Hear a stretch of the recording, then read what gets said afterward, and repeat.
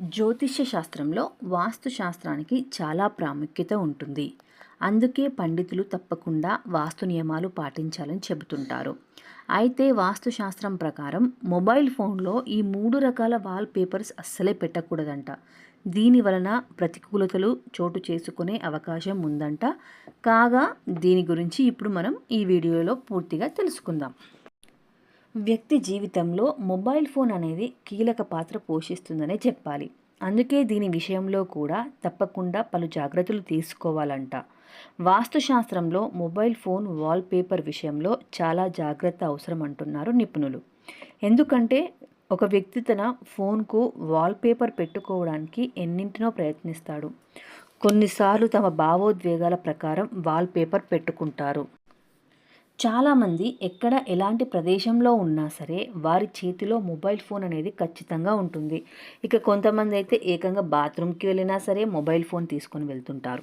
మురికి ప్రదేశాల్లో దహన సంస్కారాలు ఇలా ఎక్కడ ఉన్నా కూడా ఫోన్ చేతిలో ఉండడం అనేది కామన్. అందువలన మొబైల్ వాల్పేపర్ అనేది ఒక మతపరమైన స్థలం, దేవాలయాలది అస్సలే పెట్టుకోకూడదంట.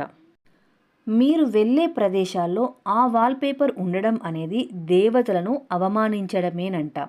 అందుకే అలాంటి వాల్పేపర్ పెట్టకూడదు అని అందరూ అంటుంటారు. ప్రజలు తరచుగా తమ భావోద్వేగాలతో కూడిన వాల్పేపర్లను పెట్టుకోవడానికి ఇష్టపడుతుంటారు. ఉదాహరణకి విచారం, మరణం, కోపం, అసూయ లేదా దురాశను ఇలా వారు ఉండే స్థితిని బట్టి వాల్పేపర్ పెట్టుకుంటారు.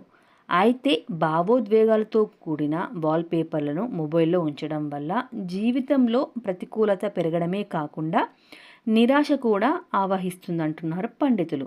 అలాగే దేవుళ్ళ ఫోటోలు కూడా వాల్పేపర్గా పెట్టకూడదంట. దీని వలన ఇది మీ జాతకంలో గ్రహదోషాన్ని తీసుకొస్తుందని చెబుతున్నారు పండితులు. చూసాం కదా అండి, ఈ వీడియోలో మన ఫోన్ వాల్పేపర్గా ఏవేవి పెట్టకూడదో. ఈ వీడియో కనుక మీకు నచ్చినట్లయితే ప్లీజ్ లైక్ చేయండి, షేర్ చేయండి. అలాగే మీ అభిప్రాయాన్ని కామెంట్ బాక్స్లో కామెంట్ చేయండి. Thank you so much for watching.